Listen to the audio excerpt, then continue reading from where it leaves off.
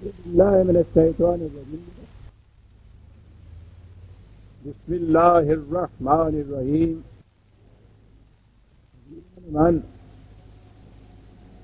آج دسمبر 1976 کی 30 تاریخ ہے۔ درس قرآن کریم کا آغاز سورہ الحج کی آیت 22 سے ہو رہا ہے۔ 22/22 سابقہ 2 اتواریں درس کا ناظر ہے۔ اس کی اتوار کو تو میری طبیعت کی ناسازی کی وجہ سے اور 19 تاریخ کو قائد اعظم کی جشن ولادت کی تقریب میں ہم نے ایک جلسہ عام کیا تھا، اس کی وجہ سے تو اتنا لمبا جو ناغہ پڑ گیا ہے، تو تجدید یادداشت کے لیے عرض کر دیں۔ آیات میں یہ آ رہا تھا کہ یہ لوگ جو اس طرح سے اس حق پر مبنی نظام کی مخالفت کر رہے ہیں، آخر الامر انہیں شکست ملے گی اور وہ بڑی ہی ذلت آمیز شکست ہوگی۔ جیسا کہ میں نے عرض کیا ہے، قرآن کریم ان چیزوں کو جہنم کی اس طرح سے تعبیر کرتا ہے، اس دنیا کے اندر ذلت و خواری، شکست اور بے کسی کی زندگی وہ یہاں کا جہنم ہے، اور اس کے بعد زندگی تو آگے بھی چلتی ہے، پھر آخرت کا جہنم ہے ایک۔ تو اسی سلسلے میں پچھلی آیات میں اس کی تفاصیل آ رہی تھی، اسی سلسلے میں زیر نظر آیت میں یہ کہا کہ کلما ارادوا ان یخرجوا منها من غم اعیدوا فیها وذوقوا عذاب الحریق، کہ وہ جب بھی ارادہ کریں گے کہ اس عذاب سے نکل جائیں، وہ نکل نہیں سکیں گے، انہیں پھر اس میں لوٹا دیا جائے گا، دھکیل دیا جائے گا۔ تو اب اس سے ایک تو یہ بات صاف ہو گئی کہ وہ جو ہمارے ہاں عام تصور ہے کہ جہنم میں کچھ عرصے کے لیے سزا بھگتنے کے لیے ڈالے جائیں گے اور سزا کی مدت ختم ہو جائے گی تو پھر وہاں سے نکال کے جنت میں بھیج دیے جائیں گے۔ بعض اسے سزا کے طور پہ کہتے ہیں، بعض یہ کہتے ہیں کہ وہ گناہوں کی آلائی سے دھونے کے لیے، جیسے دھوبی بھٹی چڑھا دیتا ہے کپڑوں کو، تو اس طرح سے وہ بھٹی چڑھانے والی یہ بھی ایک مثال دے دیتے ہیں کہ وہاں جب علائشیں صاف ہو جائیں گی تو پھر جنت میں بھیج دیا جائے گا۔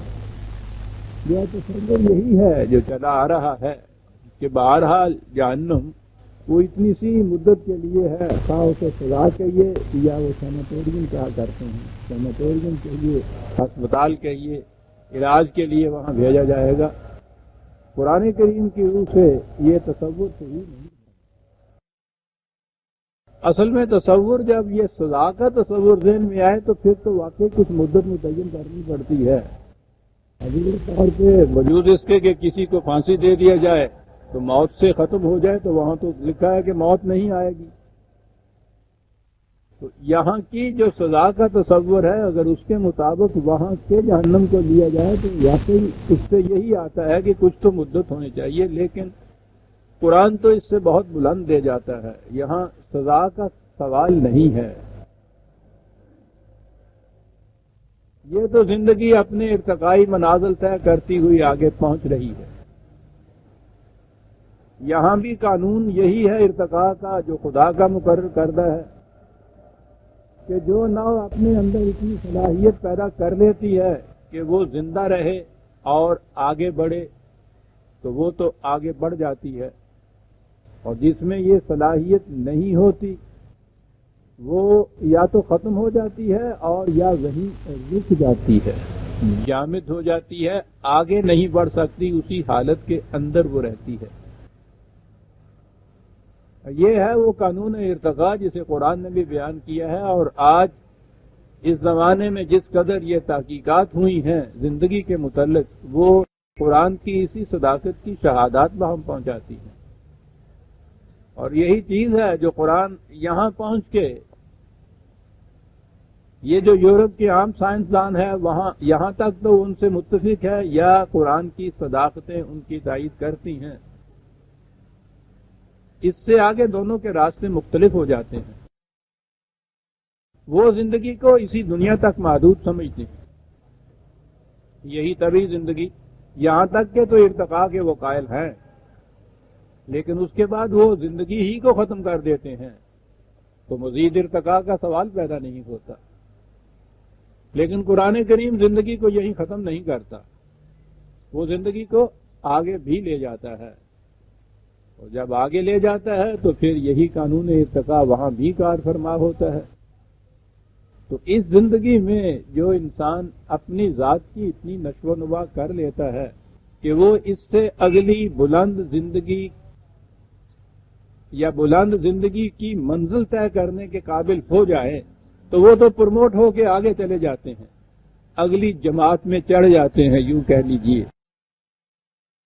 اور جن کی نشو و نما ایسی نہیں ہو پاتی، جن میں زندگی کی اگلی بلند منزل کی سطح پر زندگی بسر کرنے کی صلاحیت نہیں ہوتی، تو وہ روک دیے جاتے ہیں، وہ آگے نہیں بڑھ سکتے۔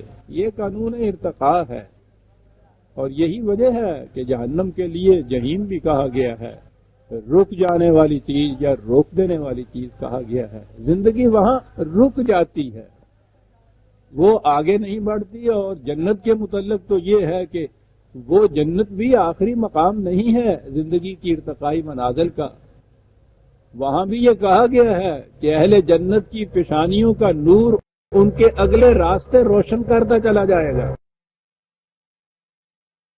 تو وہ تو آگے بھی راستے ہیں جنہیں یہ روشن کرتا ہوا چلا جائے گا۔ وَإِلَىٰ رَبِّكَ الْمُنتَهَىٰ وہ کہا ہے اس نے، وہ تو عجیب چیز ہے۔ منتہا اس کا جنت نہیں، راستے میں وہ بھی ایک زندگی کی منزل ہے جس میں مزید ارتقائی منازل طے کرنے کے لیے ذرائع موجود ہوں گے۔ زندگی آگے بڑھے گی، اگلی منازل کو طے کرے گی۔ ہم زندگی کی سطح پہ نہیں کہہ سکتے کہ وہ زندگی کس قسم کی ہوگی، وہ منازل کیسے طے کی جائیں گی، لیکن قرآن سے اتنا واضح ہے کہ زندگی مزید ارتقائی منازل طے کرے گی، اور جن میں یہ صلاحیت نہیں ہوگی وہ روک دیے جائیں گے، اور اسے جہیم یا جہنم کہا جاتا ہے۔ اور یہ جو احساس ہے رک جانے کا باقیوں کے مقابل میں، یہ ہے یہاں بھی کہا ہے یخرجوا منہا من غم، کہ جب وہ ارادہ کریں گے کہ اس غم سے نکل جائیں تو وہ اس غم سے نکل نہیں سکیں گے۔ حساس تب آیا طالب علموں کو فیل ہو جانے کا جو غم ہوتا ہے، اور وہ اگر ایسا ہو کہ چانس دوبارہ نہیں ملے گا، آخری چانس ہو اور اس میں ہو جائے فیل اور حساس و طبیعت۔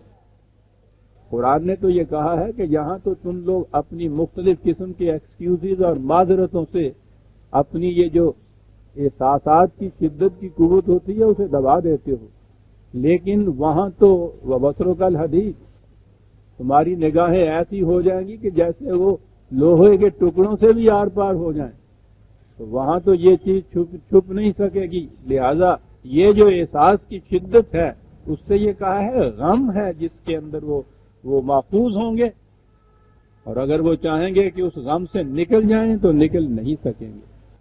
یہ غم ہے جس کے متعلق کہا ہے نار اللہ الموقدۃ التی تطلع علی الافئدہ، جہنم کی خدا کی بھڑکائی ہوئی آگ وہ ہے کہ جو دلوں کو لپیٹ لیا کرتی ہے، وہ تو دلوں کو لپیٹنے والے شعلے ہیں، اسی لیے یہاں اس کو غم سے تعبیر کیا ہے قرآن کریم نے۔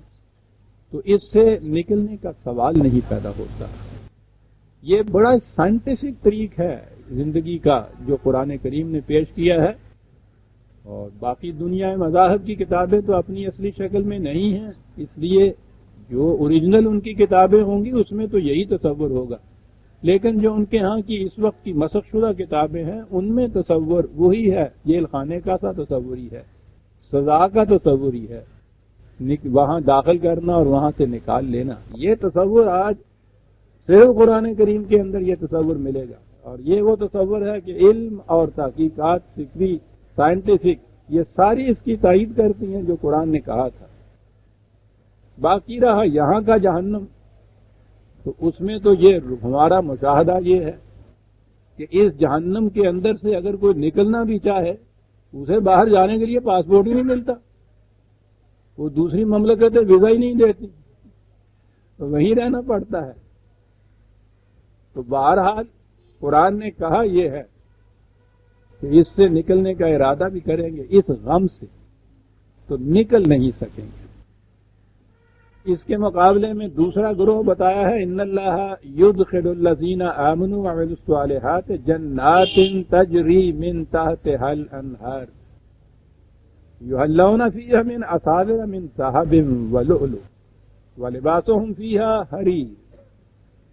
عام سادہ الفاظ میں تو اس کا ترجمہ ہمارے سامنے ہے. ایمان و اعمال صالحہ کا نتیجہ جنت کی زندگی ہوگی. وہ جنت عام ترجمے میں کہ جس کے نیچے نہریں بہ رہی ہو، وہاں انہیں کنگن پہنائے جائیں گے، سونے کے کنگن، موتیوں کے ہار، ریشمی لباس. اب یہ چیزیں یہاں بھی آئی ہیں، دوسرے مقامات پر بھی اسی قسم کی چیزیں آئیں گی. قرآن کریم نے خود یہ بتایا ہے کہ یہ جنت کا سارا بیان جو ہے وہ تمثیلی بیان ہے، مثال کے طور پر وہ بیان کیا گیا ہے، فی الحقیقت وہ بات نہیں ہے. مثلا ایک 13/35 13/3 مثل الجنت التي وعد المتقون تجری من تحتها الانہار وغیرہ. مثل الجنت التي وعد المتقون، وہ جنت کے جس کا وعدہ متقیوں سے کیا جاتا ہے اس کی مثال یوں سمجھو. تو جو کچھ بھی جنت کے متعلق آئے گا وہ تمثیلی انداز ہے، مثال کے طور پہ بات سمجھائی گئی اور بات ہے بھی ٹھیک. اس سے اگلی سٹیج جو ہے، اگلی منزل جو ہے زندگی کی، ہم اپنے شعور کی موجودہ سطح پر اس کی حقیقت کا اندازہ لگا ہی نہیں سکتے.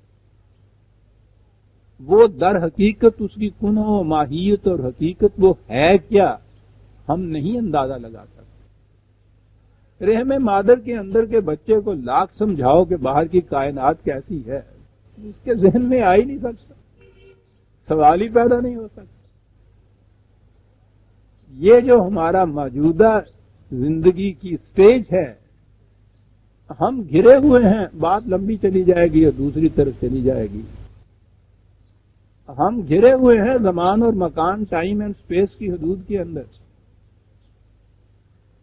ہمارا ذہن محدود ہے،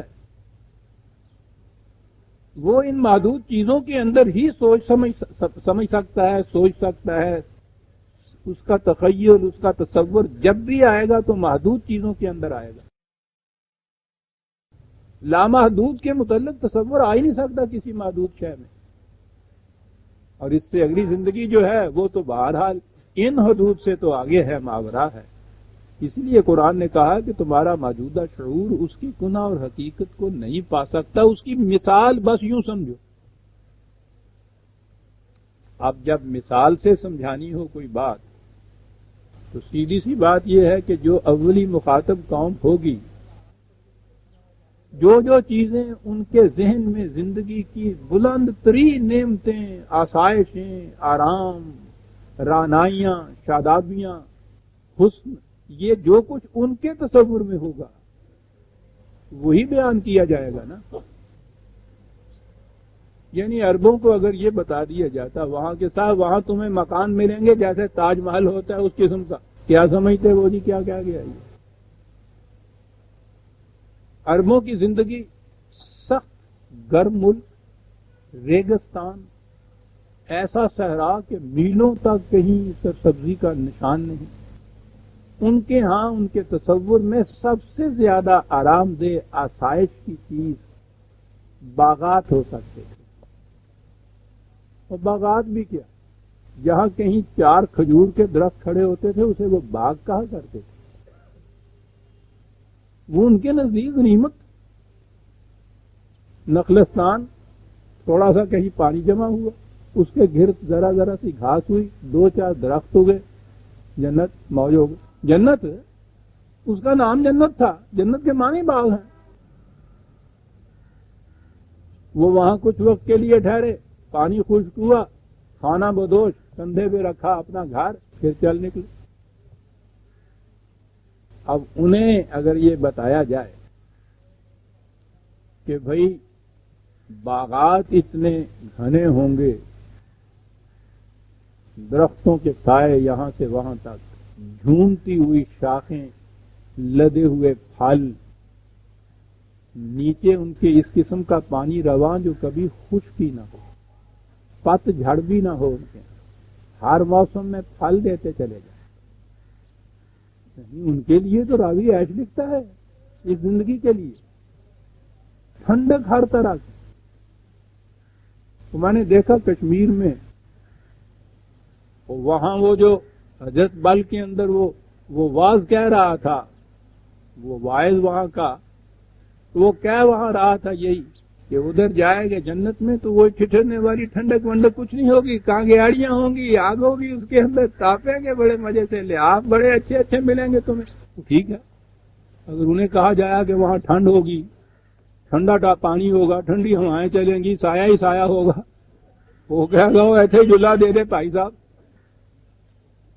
تمثیلی انداز جو اولی مخاطب قوم ہوتی ہے اس کے مزاج کے مطابق دیا جا سکتا ہے.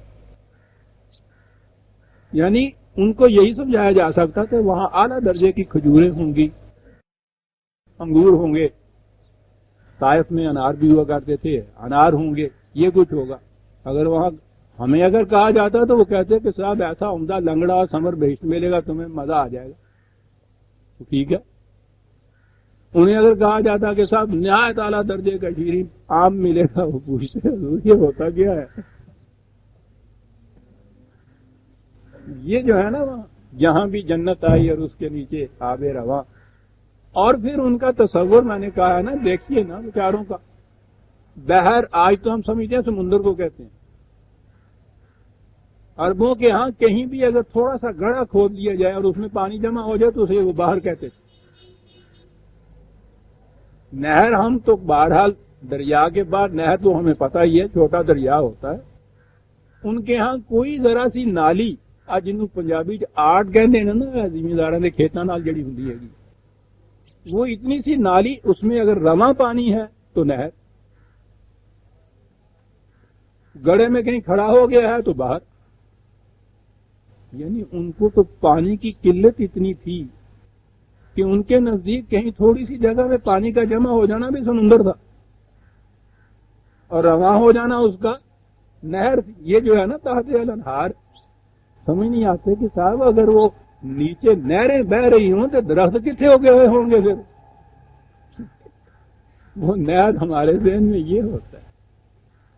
تو میں عرض یہ کر رہا تھا کہ یہ جو اولی مخاطب قوم ہوتی ہے اس کے ذہن، فکر، تصور، تخیل کے مطابق مثال دی جا سکتی ہے. بچے کو مثال سے سمجھائیے تو میٹا فزکس میں آپ بات نہیں کر سکتے ان سے. تو یہ ہے وہ قرآن کریم کے تمثیلی انداز جس میں اس نے جنت کی بات سمجھائی. ان کے عربوں کے ساتھ سب سے پہلے جو ان کو رابطہ پڑتا تھا ایرانیوں کے ہاں سے پڑتا تھا. یہ وہاں آتے جاتے بھی تھے. یہ ایران آج تو بہت ہٹ گیا ہوا ہے نا وہاں سے. یہ ایران کی مملکت، یہ جسے آج میسوپوٹیمیا بغداد تک کا علاقہ، وہ علاقہ جو ہے یہ سارا ہی اس زمانے میں ایران ہی کے تابع تھا. یہ سرحدیں جتنی سی شام کے علاقوں کی، یہ ساری وہاں کی تھی. تو وہاں تو ان کا روزمرہ کا آنا جانا، ان کے ساتھ واسطہ. اور ایران اپنی تہذیب میں یا اپنی دولت و ثروت میں اس زمانے میں 2 ہی تو مملکتیں تھی، یا بازنطینی مملکت تھی یا ایران کی مملکت تھی. تو ان کا تو معیار زندگی بلند ترین تھا. تو قرآن نے اگر انہیں یہ بتانا ہو کہ جنت کی زندگی میں پہلی تو یہ بات کہ اس قسم کی صحرا کی زندگی، تپش کی زندگی، خلش کی زندگی نہیں ہوگی، باغات ہوں گے، فراوانی سے پانی رواں ہوگا، پھل ہوں گے وہاں، گھنے باغات وہاں ہوں گے. پھر اس کے ساتھ ایران کے اندر جو ان کی تہذیب میں بلند ترین چیزیں تھیں ان کا ذکر. ایرانیوں کے ہاں جو بادشاہ کے مقرب ہوتے تھے، وہ جیسے اکبر کے نورتن کہلاتے ہیں ہمارے ہاں، انہیں سونے کے جڑاؤ کنگن پہنایا جاتا تھا. یہاں بھی وہ کنگن دیتے تھے اور ان کو خلعت دی جاتی تھی ریشم کے کپڑوں. گلے میں ایک موتیوں کی مالا ڈالی جاتی تھی. تو بلند ترین مقام جو وہاں کے مقربین کا ہوتا تھا وہ یہ انداز ان کا ہوتا تھا. اب قرآن انہیں سمجھانا یہ چاہتا ہے تمثیلی انداز میں ان عربوں کو کہ جو شیر شتر خوردن و سوس مار ایران والے ان کے متعلق بتاتے ہیں نا کہ قوم ملاحظہ فرماؤ، دودھ ملتا ہے تو اونٹنی کا، اور کھانے کو ملتا ہے تو یہ جو گو ہوتی ہے نا جس کے اوپر بڑے بڑے کانٹے ہوتے ہیں، وہ صحرا کے اندر اسی قسم کا کوئی جانور مل سکتا تھا نا، یہ کھایا کرتے تھے. وہ یہ ٹڈیاں جو آتی ہیں یہ کھایا کرتے تھے وہ. تو ایران والے انہیں یہ کہتے تھے کہ یہ قوم ملاحظہ فرماؤ، اونٹنی کا دودھ اور سوسمار کا گوشت یہ تو یہ کھانے والے. اس قوم کو یہ کہا گیا کہ یاد رکھو جو جنت ملے گی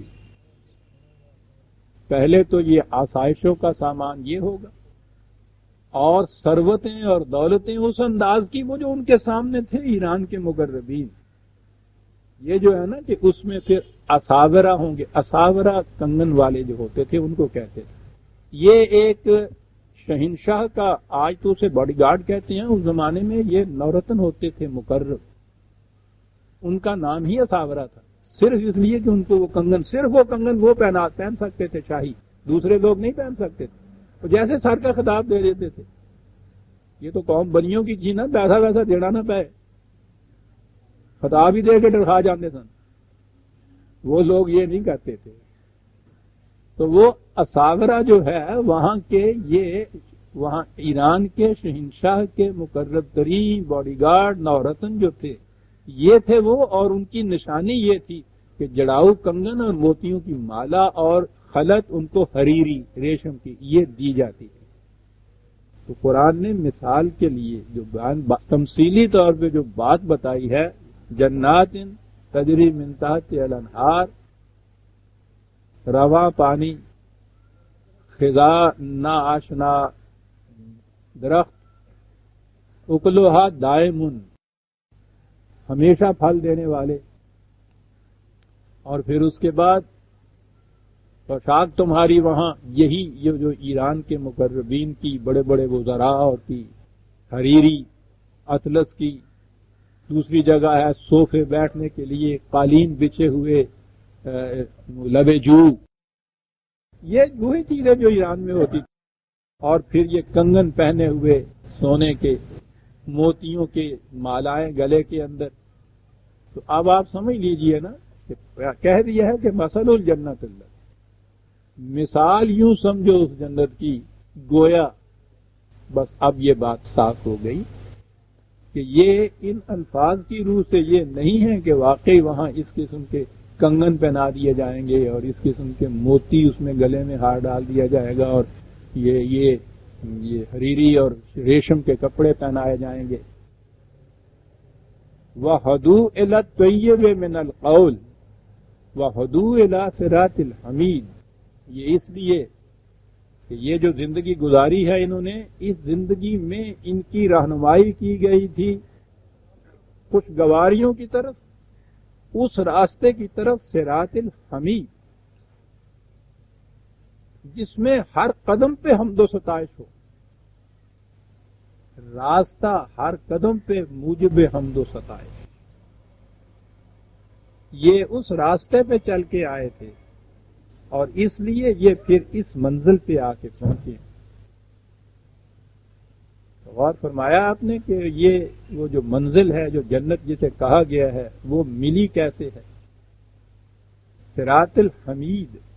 ہم صراط المستقیم ہی کی صرف دعا مانگتے ہیں، ہمیں سکھائی گئی ہے، وہ ٹھیک ہے. اسی صراط کی صفت دوسری ہے، صراط الحمید بھی ہے. الحمید تو خدا کی صفت بھی ہے، لیکن وہ جو راستہ اس کی طرف لے جانے والا ہے اسے بھی صراط الحمید کہا ہے قرآن نے. خود راستہ بھی باعث حمد و ستائش. اور یہ یاد رکھیے کہ یہ جو ہمارے ہاں اس مکیاولی سیاست کے اندر مشہور ہو گئی کہ means are justified by the end achieve. منزل تک پہنچنے کے لیے کسی قسم کا راستہ اختیار کر لو، سب جائز ہو جاتا ہے. جائز ناجائز حرام حلال سب جائز، بشرطے کہ تمہیں مقصد وہ حاصل ہو جائے. یعنی یہ ہے ہمارے ہاں کا اس دور کی سیاست. نہیں، زندگی یہ ہے کہ مقصد تم حاصل اپنا کرو، کسی طریقے سے کر دو، ہر طریقہ جائز ہو جائے گا بشرطے کہ مقصد میں کامیابی ہو جائے. قرآن کہتا ہے کہ غلط راستہ صحیح گاؤں کی طرف پہنچا ہی نہیں سکتا. عجیب چیز. جو منزل ہے، جس گاؤں تم نے جانا ہے، غلط راستہ اس گاؤں کی طرف نہیں پہنچا سکتا. وہ راستے کا صحیح ہونا جو ہے اسے مقدم سمجھتا ہے. وہ کہتا ہے صحیح راستہ ہی صحیح منزل تک پہنچا سکتا ہے. یہاں راستے میں اور منزل کے اندر کوئی تفریق نہیں ہے. یہ نہیں ہے کہ جائز اور ناجائز، غلط اور صحیح، جس قسم کا بھی جی چاہے راستہ اختیار کرو وہ تمہیں منزل تک پہنچا دے تو وہ راستہ صحیح ہو گیا. غلط ہے. راستے کا صحیح ہونا نہایت ضروری ہے. اور اسی لیے قرآن کریم نے کہیں صراط المستقیم کی دعائیں سکھائی اور کہیں اسے صراط الحمید کہا ہے. صراط خود راستہ بھی وہ ایسا ہونا چاہیے. تو یہ غلط بات ہے کہ مینز ہم کوئی اختیار کر لیں، ذرائع جس قسم کے جی چاہے اختیار کر لیں، اگر وہ ہمیں کامیابی سے ہمکنار کر دیتے ہیں تو پھر سارے راستے جائز قرار پا جاتے ہیں. غلط. اس صراط کا بھی صراط مستقیم اور صراط حمید ہونا چاہیے. یہ راستے اور منزل میں کوئی فرق نہیں ہے قرآن کے پروگرام کی روح سے. عزیزان، بلیک مارکیٹنگ اور سمگلنگ سے روپیہ کما کے حج کرانا قرآن کی روح سے جنت میں نہیں پہنچا سکتا، کیونکہ راستہ غلط ہے. اس کے برعکس ان الذین کفروا ویصدون عن سبیل اللہ والمسجد الحرام الذی جعلناہ للناس سواء العاکف فیہ والباد ومن یرد فیہ بالحاد بظلم نذقہ من عذاب علیم. اب یہاں ہم آ گئے اور یہاں تو ہمیں پیچھے لوٹنا پڑے گا. آپ کو یاد ہوگا کہ 12 تاریخ سے پہلے 5 تاریخ کا درس جو تھا وہ میں نے مختص کر دیا تھا کعبے اور حج کے متعلق. میں نے بتایا تھا کہ قرآن کی روح سے کعبہ کیا ہے اور حج سے مقصود کیا ہے، اور وہ اسی لیے کہا تھا کہ اس کے بعد ساری آیات جو ہمارے سامنے آئیں گی وہ ساری ہی کعبے اور حج سے متعلق ہیں. تو ان کی تشریحات تو میں نے پورے اس ایک درس میں کر دی تھی. اب یہ جو آیتیں سامنے آئی ہیں تو وہ پوری تفصیل تو سامنے نہیں آئے گی، وہ تو بیان کی جا چکی ہوئی ہے. اور اسی لیے میں نے یہ پورا وقت کر دیا ایسا درس یہ کہ جب یہ چیزیں آئیں تو پھر یہ ایک ایک آیت پہ مجھے رک کے یہ سب کچھ نہ سمجھانا پڑے. یہ کشمکش چلی آ رہی ہے. حق اور باطل. کیا تھا یہ حق اور باطل؟ ایک غلط نظام تھا جو عرب میں قریش کے ہاتھوں مسلط ہو رہا تھا. غلط نظام ان عربوں کے ہاں یا قریش کے ہاں جب ہم عرب کہتے ہیں تو اصل میں وہاں آباد خطہ یہی تھا جسے آپ مکہ کہتے ہیں. 2-3 تو سارے، اب بھی 2-4 ہی شہر ہیں وہاں. اس زمانے میں تو یہی ایک تھا مرکز آبادی کا. باقی تو قبائل تھے، صحراؤں میں وہ رہتے تھے جنہیں آپ بدوی یا اعراب کہا جاتا ہے.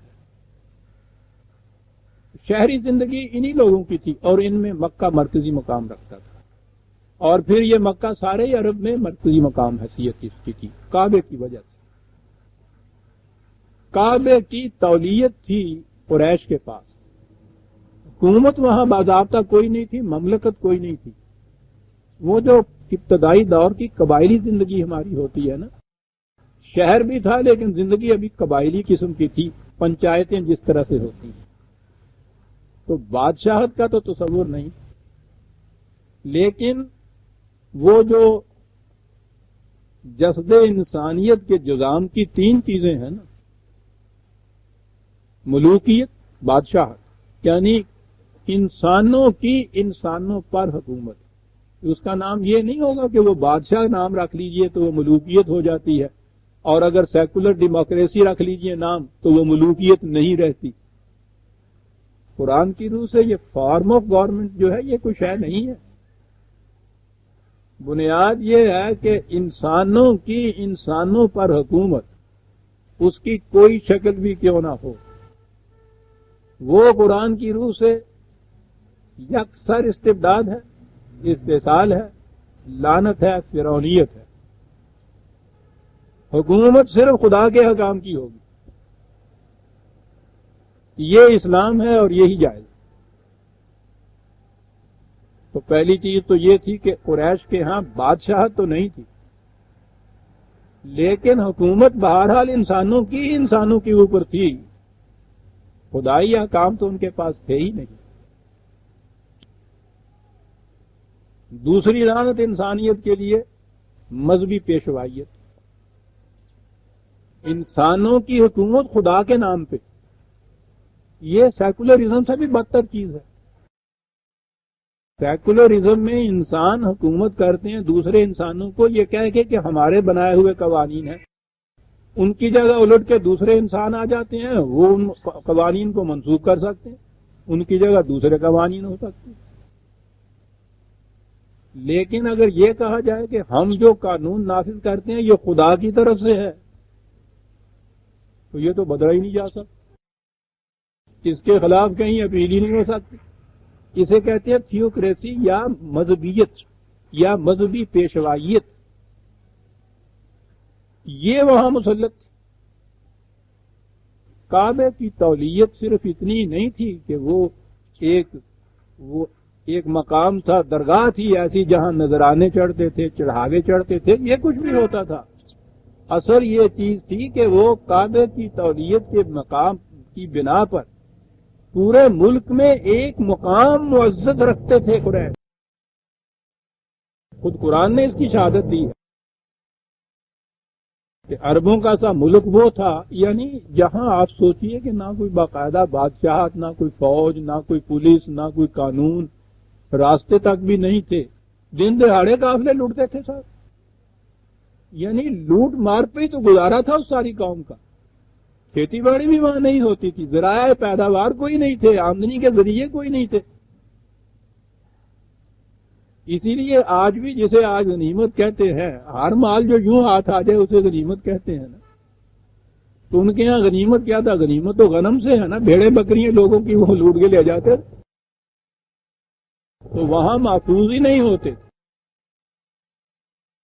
لیکن عربوں کے قریش کے متعلق قرآن نے شہادت دی ہے کہ رحلت الشتاء والصیف، کہ کعبے کی تولیت کی بنا پہ تمہارا مقام یہ ہے کہ اس ملک میں جہاں کسی کا کوئی قافلہ محفوظ نہیں، تمہارے قافلے سردی اور گرمی ہر موسم میں رواں دواں چلتے رہتے ہیں. کسی کی ہمت نہیں ہوتی کہ ان قافلوں پہ ہاتھ ڈال دے. آپ نے دیکھا ہے کہ یہ مذہبی تقدیس سے کتنا فائدہ اٹھاتے تھے یہ لوگ. اب بھی جہاں جہاں مذہبی تقدس ہوتا ہے ان چیزوں میں کوئی ہاتھ نہیں ڈال سکتا. مشہور ہوتا ہے کہ وہ چور گیا حضرت صاحب کی پیر جی کی گھوڑی چرانے کے لیے، وہ گھوڑی کو چرا کے رستہ ہاتھ میں لیا تو اندھا ہو گیا، پھر باندھ دی، پھر نظر آنے لگ گیا، پھر پکڑے، پھر اندھا ہو گیا۔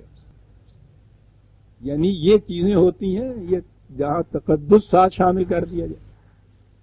عربوں کے ہاں بھی یہ عقیدہ مشہور کہ یہ تولیت کعبہ کے، یہ جو کعبے کے متولی ہیں قریش، ان کی کسی چیز کو ہاتھ نہیں لگانا چاہیے۔ یعنی اور تو اور یہ جو حج کے لیے آتے تھے لوگ اور وہ اپنے ساتھ مویشی جانور لاتے تھے، آگے بات آتی ہے، وہاں آ کے وہ تو چڑھاوے چڑھاتے تھے لیکن بہرحال وہاں ذبح کرتے تھے، کھاتے تھے۔ وہ ان کے گلے میں ایک پٹا ڈال دیتے تھے جس پہ یہ لکھا ہوا ہوتا تھا کہ یہ کعبے جا رہے ہیں۔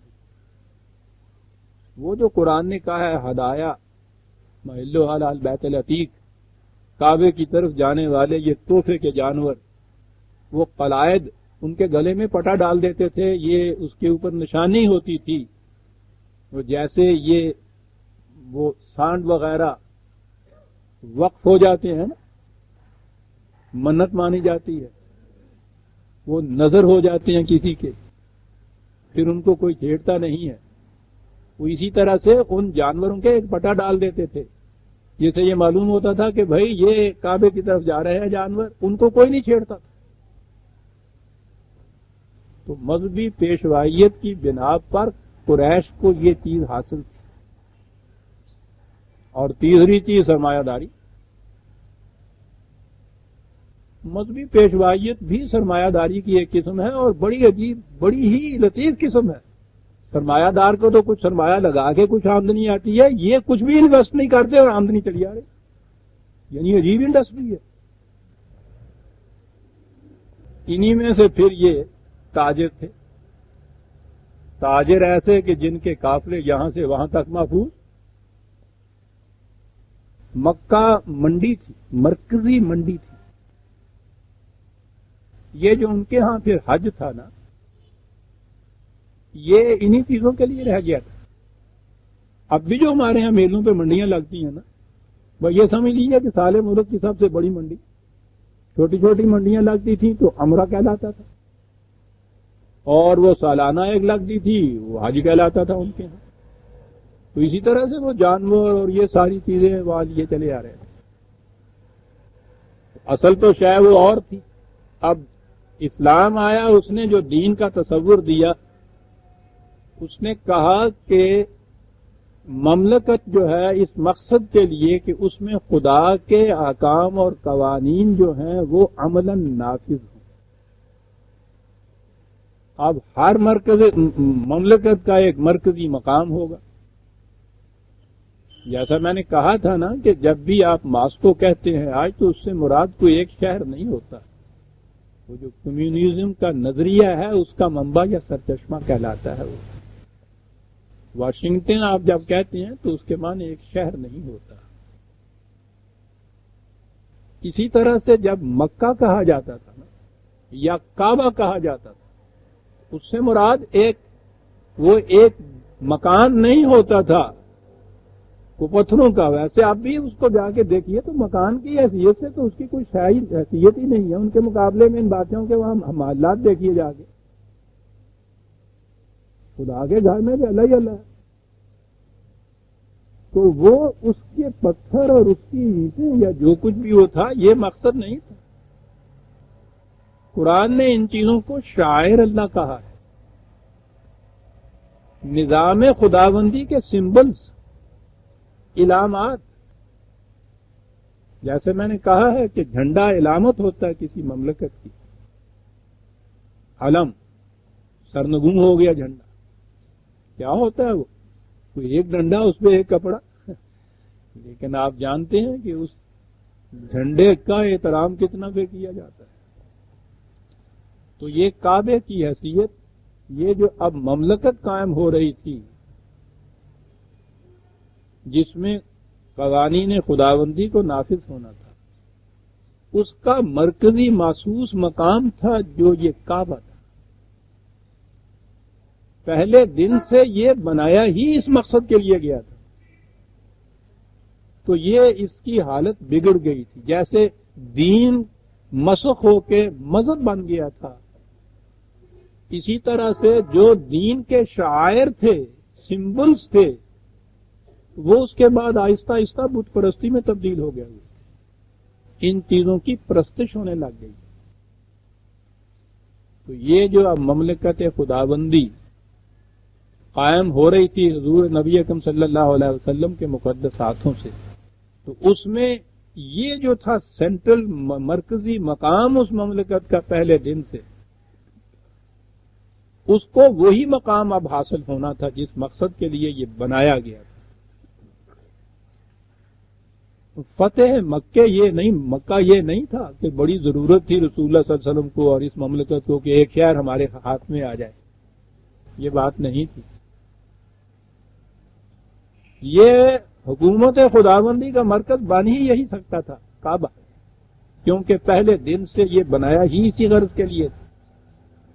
اسی لیے اس ساری کائنات کے مالک خدا نے اس کو اپنا بیت ہی اپنا گھر کہا تھا، ورنہ کائنات میں کون سے مقام ہے جو خدا کا نہیں ہے۔ یہ تھی کعبے کی حیثیت۔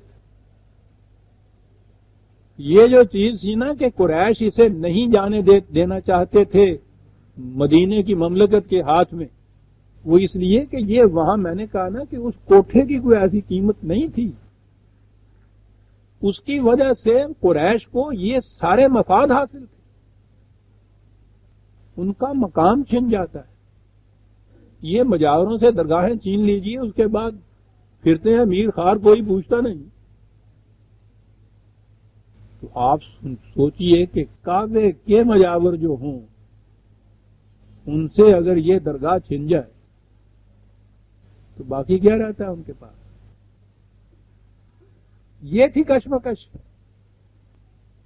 وہ اس نظام کو وہاں مسلط نہیں ہونے دینا چاہتے تھے، وہ اس کعبے کی درگاہ کو کسی دوسرے کی تولیت میں نہیں جانے دینا چاہتے تھے، اس سے ان کا رہتا کچھ نہیں تھا۔ اب اس پس منظر میں قرآن کی آیات کو دیکھیے کہ اس کعبے کو اس مملکت خداوندی نے اپنی تولیت میں لینا تھا، اس مملکت کا مرکزی مقام بنانا تھا، وہاں اس مملکت کے نمائندے انہوں نے جمع ہونا تھا، مملکت کے امور پہ گفت و شنید کے لیے، فیصلے کرنے کے لیے، مشاورت کے لیے یہ حج تھا، اور پھر سال بھر میں چھوٹی چھوٹی کانفرنسیں کرنی تھی، وہ عمرہ تھا۔ وہ مقام تو وہی رہا، اس مقام کی حیثیت ساری بدل گئی۔ قریش یہ نہیں چاہتے تھے۔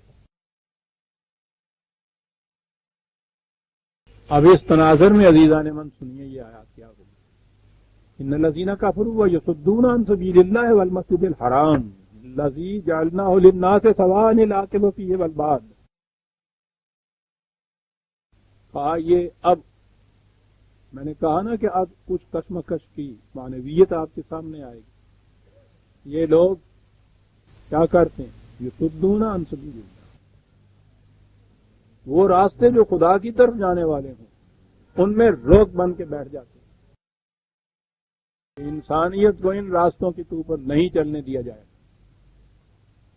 اس سبیل اللہ کی اصطلاح بڑی بلند اور جامع اصطلاح ہے۔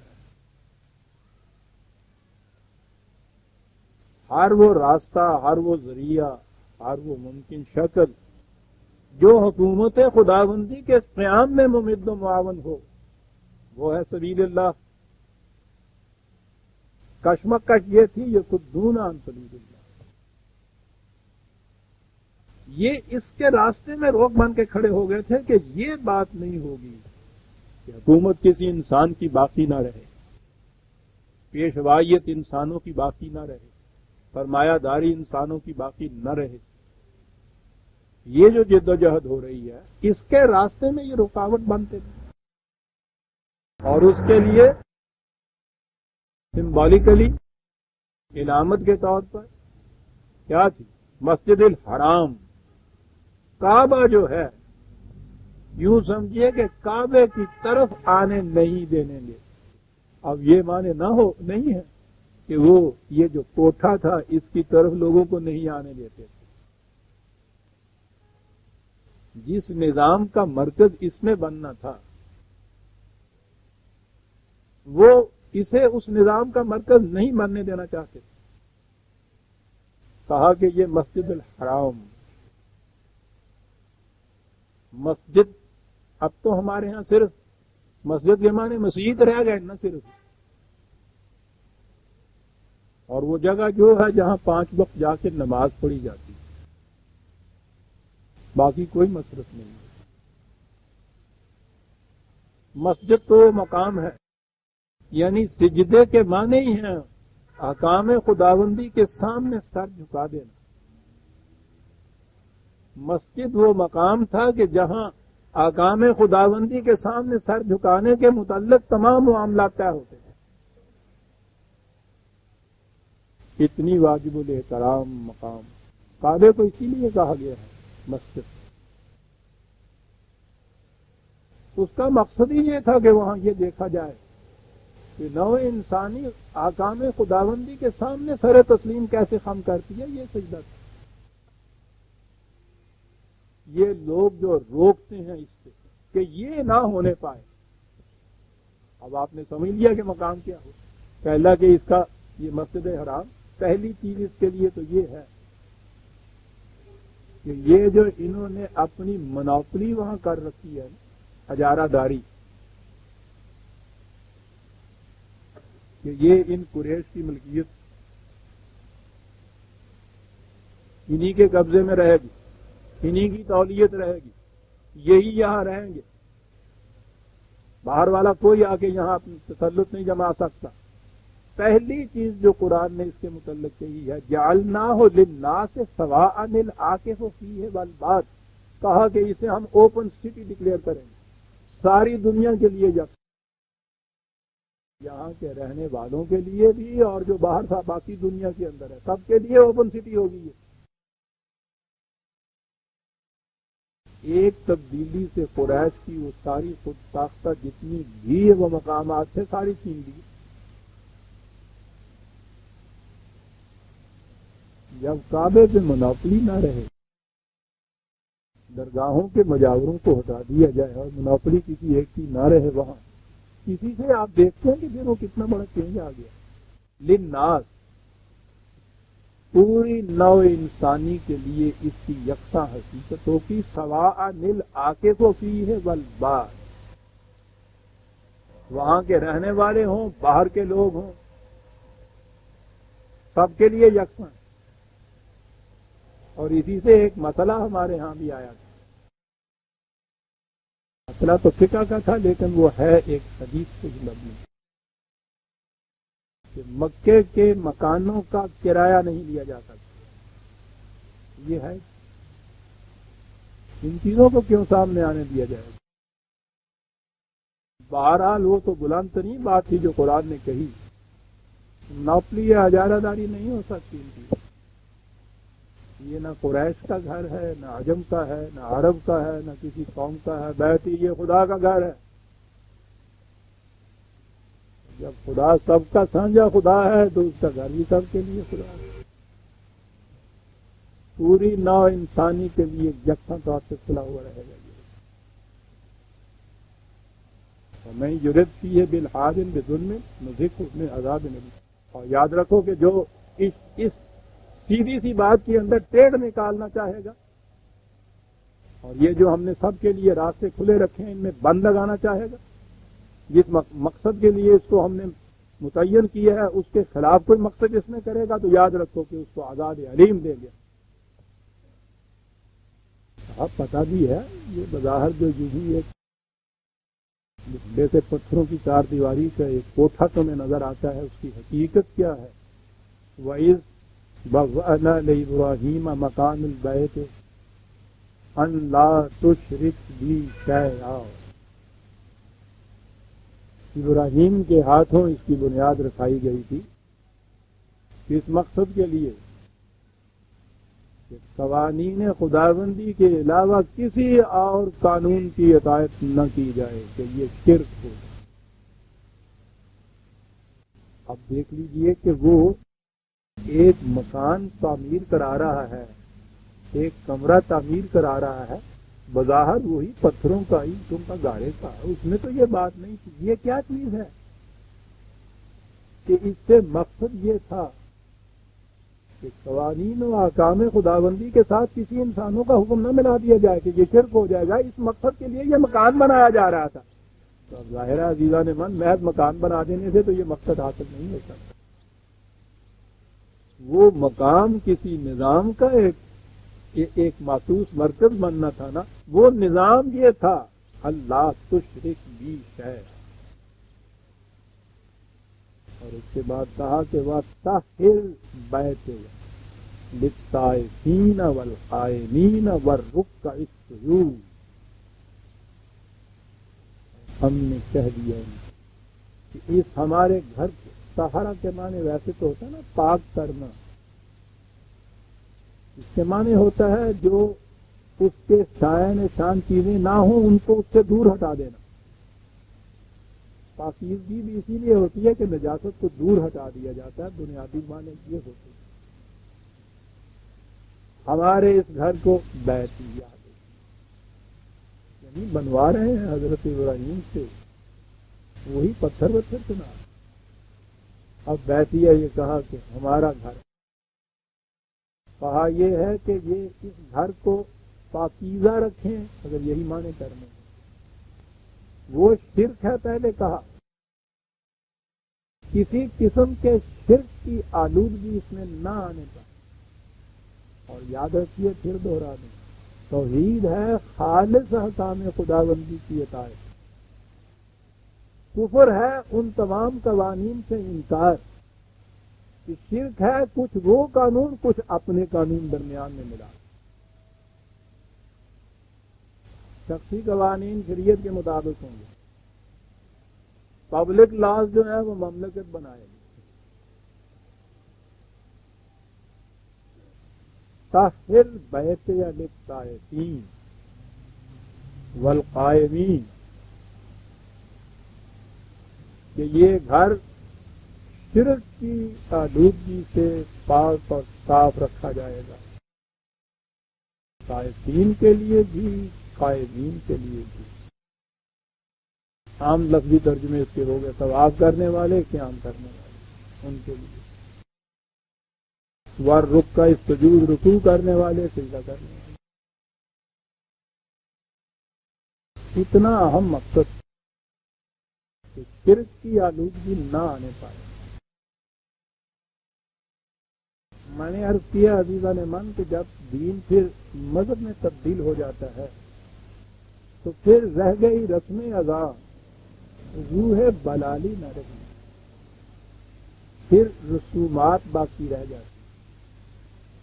یہ جو ہے نا، میرے گھر کو تم پاک رکھو، پاکیزہ رکھو، صاف رکھو، یہ تو ہو گیا نا غسل کعبہ. یہ جو چیز تھی کہ شرک نہ آنے پائے، کہا کہ اب بت اس میں نہیں کوئی رکھا جاتا.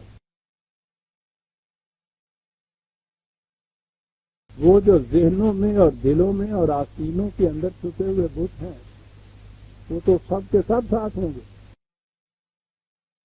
پتھر اور مٹی کا بت نہیں رکھا جائے گا کیونکہ یہ شرک. یہ گھر طائفین قائمین کے لیے رکھا جائے گا. اب طائفین ہو گیا طواف کرنے والے، قائمین ہو گیا نماز میں کھڑے ہونے والے، رکوع رکوع میں جانے والے، سجدہ سجود میں جانے والے. سارا مقصد آ گیا. جس گھر کو اس اہتمام سے بنوایا گیا، خدا نے اپنا گھر کہا، کتنی بڑی کشمکش ہوئی اس کے لیے. یعنی اگر یہی چیز تھی کہ وہاں ذرا طواف کرنا تھا، رکوع و سجود تھا، اس قسم کا گھر مدینے میں کیا نہیں بن سکتا؟ وہاں بھی تو مسجد بنی ہوئی تھی، وہاں سب کو یہ ہوتا تھا. مساجد کے اندر جو مدینے میں تھی، کیا وہاں قیام نہیں ہوتا تھا، وہاں رکوع نہیں ہوتا تھا، وہاں سجود نہیں ہوتے تھے؟ طائفین میں نے بتایا تھا آپ، طائف کہتے ہیں عربی زبان میں راتوں کو پہرا دینے والے، نگہبانی کرنے والے، نگرانی کرنے والے، شہداء علی الناس اس امت کو کہا تھا کہ اس امت کا یہ قوم کنتم خیر امت اخرجت للناس،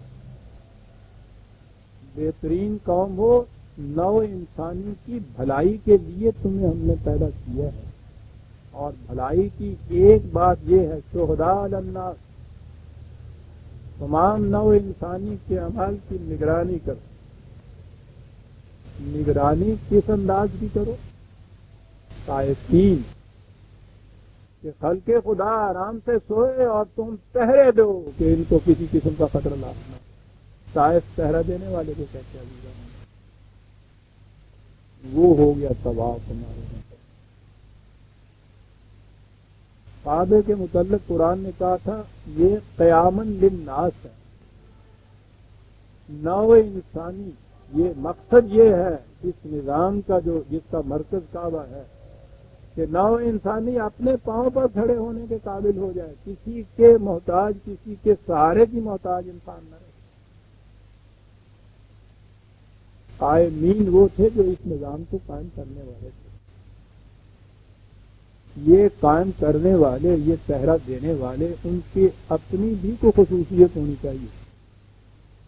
نہ ہر قسم کا انسان یہ نہیں ہو سکتا، نہ یہ امت اس قسم کے انسانوں کی بھیڑ تھی۔ یہ پہلی خصوصیت ان لوگوں کی یہ ہے کہ وہ راکعین اور ساجدین ہونے چاہیے۔ اگرچہ رکوع اور سجود کے بنیادی معنی تو جھک جانا ہی ہے،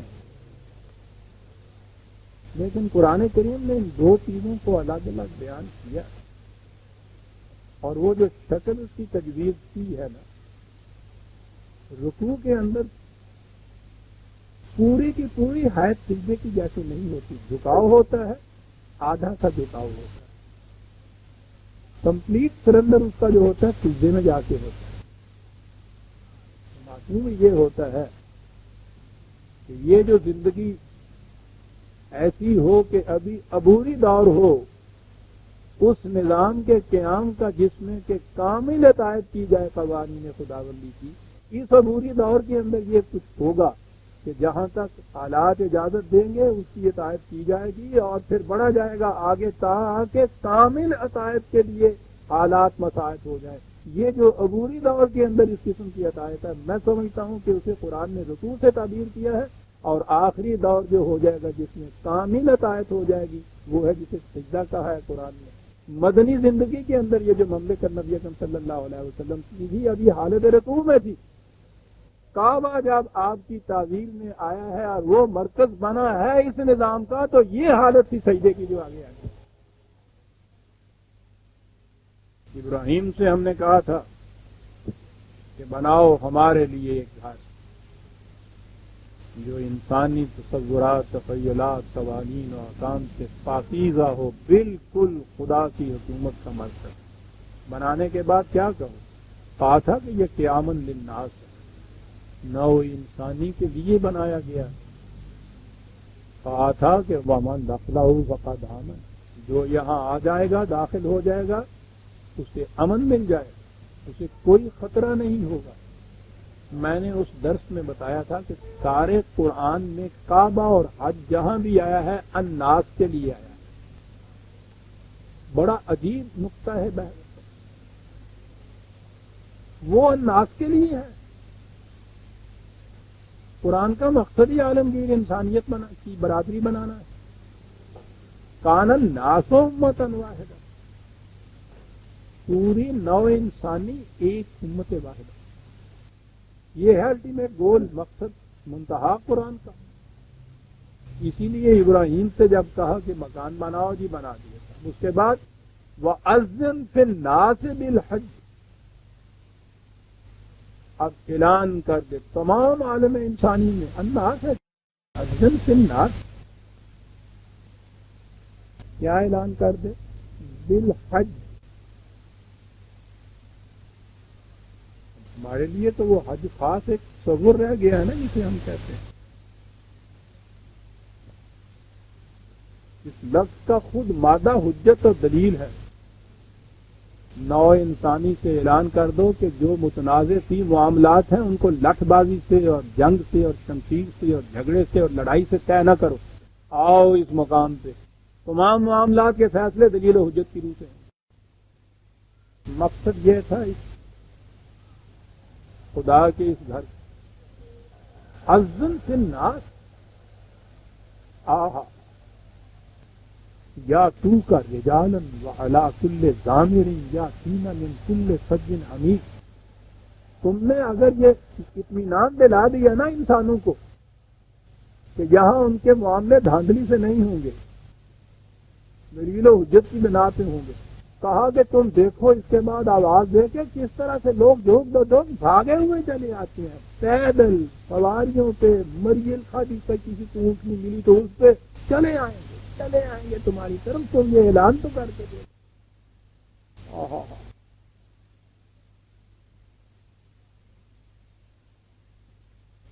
آج بھی عزیزان من کوئی مقام اگر ایسا ہو جس کا اعلان یہ ہو کہ من دخلہ ہو فقد آمن، جو یہاں پہنچ گیا اسے پورا امن نصیب ہے، کوئی ستانے والا اس کو باقی نہیں رہے گا. قیامًا للناس، وہ ہر قسم کے سہاروں سے بے نیاز ہو جائے گا. آؤ یہاں تمام معاملات متنازع کی جو ہیں دلیل و حجت کی بنا پہ یہاں طے ہوں گے. یقین دلا دیجیے عزیزان من انسانوں کو، اور پھر دیکھیے اس آواز کے اوپر کس طرح نہیں انسانیت من کل فج عمیق، ہر قسم کے راستوں سے وہ ہوں نہ ہوں بھاگے ہوئے آئیں گے لوگ تمہاری طرف، سائے کے لیے آئیں گے. سنیے عزیزان من، الناس کو دعوت دی جا رہی ہے کہ آؤ یہاں، تو آئیں گے کاہے کے لیے؟ لِیَشْهَدُوا مَنَافِعَ لَهُمْ، تاکہ وہ اپنی آنکھوں سے آ کے دیکھیں کہ تم ان کی منفعت کے لیے کیا کچھ کر رہے ہو. لِیَشْهَدُوا مَنَافِعَ لَهُمْ، الناس کو تم دعوت دو. بات کتنی کا، یعنی یہ تو صرف کنوینر ہو گئے، صرف یعنی اس اجتماع دین کے انعقاد کی ذمہ داریاں لینے والے، اہتمام کرنے والے، انتظام کرنے والے صرف یہ حیثیت ان کی ہوئی. دعوت دو ساری نو انسانی کو تاکہ وہ آ کے دیکھیں کہ یہ نظام خدا بندی نو انسانی کے مفاد کے لیے کیا کچھ کر رہا ہے. لے یشہدوا، اپنی آنکھوں سے مشاہدہ کریں. یہ تھا حج کا اجتماع عزیزان من، جس کے لیے کعبے کو مقصد بنا. ساری چلی آئے گی ساری دنیا یہاں تک، ہم اہتمام کرنے والے بھی آئیں گے. اور یہاں تو جب شیر بھر گیہوں بھی نہیں ہوتی، کھجوروں کے موسم میں 4 کھجوریں ہو جاتی ہیں، کبھی کچھ کھجوریں کھا لیتے ہیں، باقی گٹھلیاں پیس کے سارا سال گزارا کرتے ہیں. کہ تھی جو سدے جان رہے ہو یہ سدا دیں دے اور ساری دنیا میں چویٹھے آگے کھان کے پھر جان دیں. عزیزان من قرآن ہے، کوئی گوشہ اس آدمی کبیر کی نگاہوں سے تنہا نہیں رہتا. اتنے بڑے اجتماع عظیم کے لیے جو بلاوا بھیج دیا گیا، کیفیت وہاں یہ ہو. مینز آف کمیونیکیشن اس زمانے میں ابھی تھے ہی نہیں کہ چلو جی ہیلی کاپٹر کے ذریعے سے وہاں ڈراپ کر دیا جائے گا کھانا وانا ان کو. وہ اتنے انسانوں کے لیے کریں گے کیا ہم؟ آپ کو یاد ہے کہ تیسرے مقام پہ ہے کہ حضرت ابراہیم علیہ السلام نے جب یہ کعبہ بنا لیا تو آپ سوچئے کہ کعبہ، اس کی تعمیر، یہ معمار دونوں باپ بیٹا، اس کے بعد جو پہلی دعا مانگی تھی وہاں کعبے میں کھڑے ہو کر، پہلی دعا کعبے کی وہ یہی تھا کہ یا اللہ میں نے ان بچوں کو اپنے یہاں بسا تو دیا ہے اور تو جانتا ہے کہ یہاں تو کچھ بھی نہیں ہوتا کھانے کو، واقعی غیر ذی ذرا ہے یہ، اس لیے ان کے کھانے پینے کا انتظام خدا کے لیے کر دینا کچھ خدا کے لیے. یہ پہلی دعائے ابراہیمی ہے تعمیر کعبہ کے بعد. قرآن اس دنیا میں رہنا سکھاتا ہے عزیزان من. جوگیوں، سنیاسیوں اور بھکشوؤں کا مذہب، اور ان کا بھی کیا، ان کو بھی تو کھانے کو پھر چاہیے ہی ہوتا ہے. الگ چیز ہے نا کہ کمائیں اور کھائیں یہ، لیکن جب تک اس زمین پہ قدم ٹکے گا کھانے کا مسئلہ تو آپ کا مقدم ہے۔ تو میں نے کہا ہے نا اس کی اہمیت یہ دیکھنی کہ وہ کعبے کی تعمیر کے بعد پہلی دعا یہ کی ہے۔ فرق یہاں ہوتا ہے، یہاں بھی ہم دیکھ رہے ہیں کہ روٹی کے مسئلے کو بڑی اہمیت دنیا میں آج ہو رہی ہے، بڑی اہمیت دی جا رہی ہے۔ فرق یہ ہے کہ یہاں روٹی کو آخری مقصود قرار دے دیا انسان نے۔ اب ساری دنیا کا مطالبہ بھی روٹی کپڑا مکان رہے گا، اور جو ان کا اطمینان کراتے ہیں وہ بھی یہ کہتے ہیں کہ ہم تمہیں یہ دے دیں گے۔ یعنی اس سے آگے اب انسانیت کا کوئی نہ مطلب رہا، نہ کوئی مدعا رہا، نہ آرزو رہی، نہ خواہش رہی، نہ کوئی ان کا اس کا تقاضا پورا کرنے کی بات ہوئی۔ یہاں تک قصہ اگر دے دیا جائے تو بس مقصد حل ہو گیا انسانیت کا۔ خالص حیوانی سطح کی زندگی، وہ جو میں نے اپنے کنونشن کے خطاب میں کہا تھا کہ سوچئے کہ یہی مقصد اگر ہو تو کمہار اور گدھا دونوں ایک لیول پہ آ گئے۔ یعنی اس گدھے کے لیے بھی تو کھانا گھاس اور سردی ہے تو وہ چولہے جڑی پاؤندے ہے یعنی کپڑا کہ کوٹھا جدے چ بند اس کے لیے بھی روٹی کپڑا مکان، تو اس کمہار کے لیے بھی روٹی کپڑا مکان۔ تو یوں تو ہو گئے یہ دونوں برابر یکساں۔ اولائے کا کل انعام، کمہار گدھے جیسا، قرآن آگے کہتا ہے بالہم اضل، اس سے بھی بدتر اس لیے کہ سارا دن تو دونوں گدھا اور کمہار یکساں طور کے اوپر وہ سب کچھ کرتے رہے۔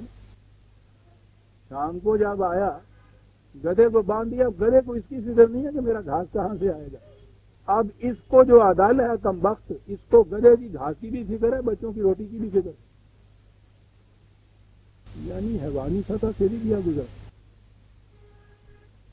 میں نے کہا یہ ہے کہ روٹی مقدم شے ضرور ہے، یہ مقصود بذات نہیں، منتہا نہیں انسانی زندگی کا۔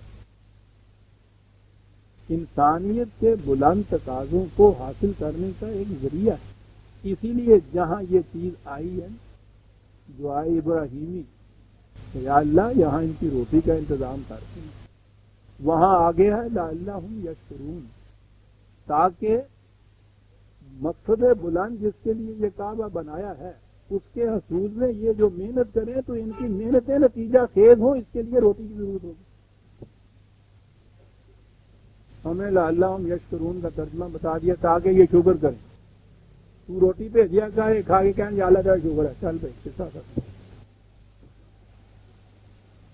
عزیزان من قرآن پہلی دعا روٹی کی سکھائی گئی کہ یہ بڑی ضروری تھی، ساتھ ہی یہ کہہ دیا کہ مقصود بذات نہیں ہے، تاکہ آگے وہ لعلہم، تاکہ یہ بتایا ہے کہ مقصد وہ ہے۔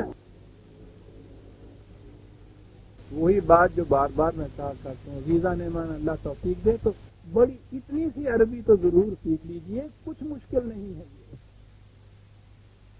یہ تو انہوں نے گپت ودیا بنا رکھا ہے کہ صاحب 7 سال تک 18 علوم کہیں حاصل کرو جا کے، تو پھر کہیں تمہیں سمجھ قرآن نہیں پھر سمجھ میں آیا۔ قرآن تو ہوتا ہی نہیں ان کے نصاب میں، ساری سورہ بقرہ ہوتی،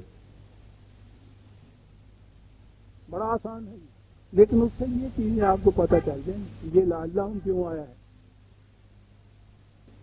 کہا یہ گیا ہے کہ روٹی کا انتظام صحیح، لیکن یہ مقصود بذات نہیں ہے، تاکہ یہ اس مقصد کو حاصل کر سکے۔ ایک لفظ لعلہم لیشہدوا منافع لہم۔ ہاں اگلی بات میں کہہ رہا تھا کہ پھر ساتھ سے کیا کیا جائے، کہا وَيَذْكُرُوا اسْمَ اللَّهِ فِي أَيَّامٍ مَّعْلُومَاتٍ عَلَىٰ مَا رَزَقَهُم من بہیمۃ الانعام فکلوا منها وأطعموا البائس الفقیر۔ ان سے کہو یا تم لوگ وہاں سے اپنا چلتا پھرتا ہوا رزق لیتے آیا کریں۔ یہاں چلتا پھرتا ہوا رزق کون سا ہے؟ یہی مویشی، یہ اونٹ ہے، فالتو لایا کرو نا۔ قرآن میں دوسری جگہ ہے کہ ان کو لاؤ، ان کے اوپر سامان لا دو، راستے میں ان سے کام لو، اور یہاں آؤ پھر یہاں آنے کے بعد انہیں ذبح کرو، کھاؤ پیو. یہ جو مسئلہ تمہارے پریشان کرنے والا تھا وہ حل ہو جائے گا. کھاؤ پیو، کہا خود ہی کھاؤ پیو کو. کیا ہے یہ بیچارے یہاں کے جو رہنے والے ہیں ان کو بھی کہاں نصیب ہوتا ہے، ان کو بھی بلا لیا کرو. یعنی حالانکہ یہ مہمان آئے تھے، یہ میزبان تھے. یہاں مہمانوں سے کہا جاتا ہے کہ ان میزبانوں کو بھی بلا لیا کرے. بڑے غریب نے سوال علاقے میں بات جو کہا تھا نا کہ باہر کے رہنے والے اور یہاں والے جو ہیں وہ یکساں ایک سطح پہ آ گئے، تو وہ یوں ایک سطح پہ آئے کہ یہ جانور ذبح کرو، ضیافتیں کرو، پکاؤ کھاؤ یہاں. تو پھر یہی نہ ہو کہ تم پکاؤ کھاؤ دے تو آنے والے تاکتے رہیں. ان کو بھی ساتھ بلا لیا. یہ ہے عزیزاں نے مسئلہ جو آپ کی قربانی بن گیا. یہاں پھر وہی یذکر اسم اللہ، ہر بات میں وہ بس ذرا سا رخ یوں ٹویسٹ کر دیتا ہے. بات کھانے پینے کی ہو رہی ہے، اس میں بھی یہ چیز ہے کہ تاکہ قانون خداوندی تمہارے سامنے رہے کہ کاہے کے لیے یہ سب کچھ ہو رہا ہے. گوشت تو تم روز ہی کھاتے ہو، ذبح بھی جانوروں کو کرتے ہو. یہاں اپنے سامنے رکھو تم اس مقصد کو. یہ ٹھیک ہے کہ اس کی ایک فارمل شکل یہ بھی ہے، ذبح کرتے وقت اللہ کا نام لینا نہایت ضروری ہے. لیکن وہ چیز جو ہے وہ رسم نہیں صرف. اور اب تو یہ بھی معلوم نہیں کہ ہم جو صبح اس کے گوشت لے آتے ہیں اس پہ وہاں وہ رسم بھی پوری کی ہوئی ہوتی ہے یا نہیں. اصل یہ چیز ہے کہ جب یہ چیز آگے آتا ہے قرآن بتاتا ہے. آئے گا تو میں بتاؤں گا کیا کہتا ہے قرآن. کہا یہ ہے اس نے کہ جانور کو لٹاؤ، ہاتھ میں چھری لو، تمہارے قبضے میں آ گیا. سخر لکم قرآن کہتا ہے. تم نے دیکھا کہ کس طرح تمہارے قبضے میں وہ آ گیا، مسخر کر لیا تم نے. تم اس کے اوپر چڑھ بیٹھے، وہ تمہارے زیر ہو گیا، ہاتھ میں چھری لے لی. تو ذبح بھی تم کر رہے ہو، یعنی وہ بے بس محتاج اور تم غالب اور مسلط. ایسے وقت میں ہو سکتا ہے کہ ذہن کے اندر آ جائے کہ ہاں ہم بڑے ہیں. کہا کہ اس وقت کہو نہیں ہم نہیں بڑے، اللہ اکبر، بڑا وہ ہے، بڑا وہ. من یہ بات کہ اس طرح سے جانور حلال ہو جاتا ہے، یہ نہ کہا جائے تو حرام ہو جاتا ہے. ان دو لفظوں میں کیا رکھا تھا؟ وہ مقام جہاں ہر قسم کا غلبہ تکبر جو ہے وہ مجسم ہے، جو اوپر چڑھا ہوا ہے اس کو نیچے گرایا گیا ہے، اس کے حلقے چھری پھیر رہا ہے. شاید اس سے بڑی چیز اور کیا ہو سکتی ہے؟ ایسے نازک مقام پہ یہ یاد دلانا، کیوں تمہارے ذہن میں یہ بات نہ کہیں آ جائے کہ ہم بڑے ہیں، ہم سے بڑا کوئی نہیں ہے. قطعاً یہ بات نہیں ہے. یہ تکبر اللہ اعلی ما ہدا تمہارے اوپر بھی. یہ ہے یہ چھوٹے چھوٹے جو عزیزاں نے مان آپ صرف مسائل بن کر. جی یہ تو وہ ہے جی، وہ آپ کے یہاں اب ہر شخص دو جانور ذبح کر کے وہاں پھینک کر چلا جائے، اس کا نام قربانی رکھ دیا جائے. میں نے کہا کہ یہ جو ذبح کرنے والے جانور ہیں، عجیب بات ہے قرآن میں ان کے لیے کہیں قربانی کا لفظ بھی نہیں ہے. یہ تھا وہ مقصد جس کے لیے یہ بتایا. ثم یقضوا تفثهم ولیوفوا نذورهم ولیطوفوا بالبیت العتیق. یہ سارا کچھ بتایا. یہاں جمع ہو، کھانے پینے کا یہ سامان کرو، مقصد سامنے رکھو. آگے ہے عام ترجمہ جو ہمیں بتایا جائے گا. پھر تم اپنی میل کچیل دور کرو، اپنی نظروں کو پورا کرو. وہ جو ہے کہ وہ حج کے وہ بعد 33ویں دن جو بھی حاجی صاحب کتنے دن وہ بھی سن کرائی دی ہے. پھر حجامت بنوا سکتے ہو، میل نکال سکتے ہو، یہ سارا کچھ کر سکتے ہو. وہ 30ویں دن ہوتا ہے. اس کے بعد یہ ترجمہ ہو گیا کہ پھر تم اپنی اس کے بعد میل کے ساتھ دور کرو. तफासा कहते हैं जितने भी कोई उलझाव पैदा हो गए हैं, गुंजना पै गई हैं, और यहीं से जब बालों में वो गुंजन पैदा होती है ना, वो चीकट होकर जमा हो जाते हैं, यहीं से उसको भी ये कहते हैं। बुनियादी माने इसके होते हैं उलझाव पैदा होता है, गुंजना पैदा होता है। फिर उससे अगली चीज होती है चीकट हो जाना इन बालों में। कहा ये सारा कुछ करो, खाने पीने का सामान करो, और मकसद इससे ये है कि जितनी गुंजने पैदा हो गई हुई हो ना, उनको फिर वहां दूर किया। कुरान ने एक लफ्ज आके सीना कहा है हज के लिए, आए सीना वाला आके सीन। आपको पता है आकिफ किसको कहते हैं? उलझे हुए बालों को कंघी से संवारने वाला जो होता है उसे आकिफ कहते हैं। और यहां तफसहुम, नौ इंसानी के उलझे हुए मामलात जो हैं, ऐसे उलझे हुए कि उनकी मफाद परस्तियों की कोशिशों ने उनमें चीकट पैदा कर दी है, सुलझ नहीं रहे किसी तरह से। बाबा खाने पीने का भी सामान हो गया, ये सब कुछ हुआ, तो अब यहाँ ये काम है जो करने का है कि जितनी आलाइशें हैं, जितने उलझाव हैं, जितने गंदलापन हैं, उन सबको तुम पूरा साफ करो, संवारो। यीशुए कायनात इंसानियत को संवारो, यहाँ मशातगी करो उनके अंदर। संवारो ही नहीं बल्कि यीशुए ताबदार को और भी ताबदार, ये काम करो। वाल यूफू नजूरा हूं। अब नजर तो हमारे यहाँ ये होता है मन्नत मानी जाती है, नजर अल्लाह ने आगे होता है। कुरान दो चीजें काम करता है, एक तो वो चीजें होती हैं कि जो खुद उसने वाजिब ठहराई है, और उससे भी आगे बढ़ती है ये, और ऐसी चीजें जो वो अपने जिम्मे खुद ले लेती है। ये जो आज खुद जिम्मे अपने ले लेने वाली बात ड्यूटीज होती है ना रजाकाराना तौर के ऊपर, वो नजर कहलाती है कि हमने तो ये कुछ बयान कर दिया, ये कुछ किया, लेकिन अपने तौर पे जुजियात तौर के ऊपर छोटे छोटे मामलात में जो तुमने इन लोगों से कुछ मुआहदे किए हुए हैं, अपने ऊपर जिम्मेदारियां ले रखी हुई हैं कि ये भी होगा वो भी होगा, उनको पूरा करो यहाँ।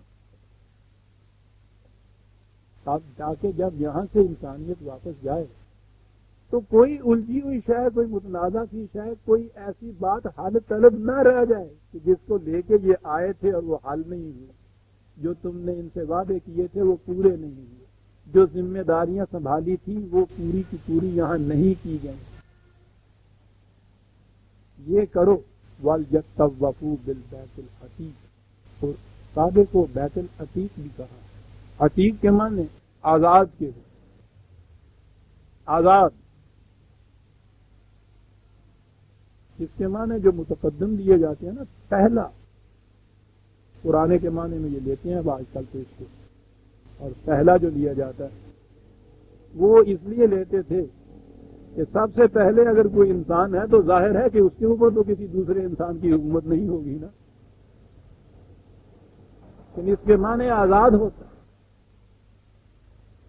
अब ये जो निजाम है, ये ममलकत है, उसका जो मरकज है, उसका सिंबल जो है, खुद उसको बैतुल अतीक कहा है। तो ये निजाम तो तमाम दुनिया के इंसानों के रुझानात असरात से आजाद होगा तो ये काम वो कर सकेगा, इसीलिए इसको बैतुल अतीक कहा। सूरह हज की आयत 22 तक हम आ गए। बयान यही जारी है और आगे भी चले, इसी रिदम और इसी ट्रेंड के साथ साथ आगे। जालिक, क्या बात है, अगली बात जालिक, ये जो पहले हमने कहा है ये, और आगे फिर वमन युअज़्ज़िम हुरुमात, इसे हम आइंदा दर्स में लेंगे। रब्बना तक़ब्बल मिन्ना इन्नका अंतस समीउल अलीम, सूरह अल हज की आयत 29 तक।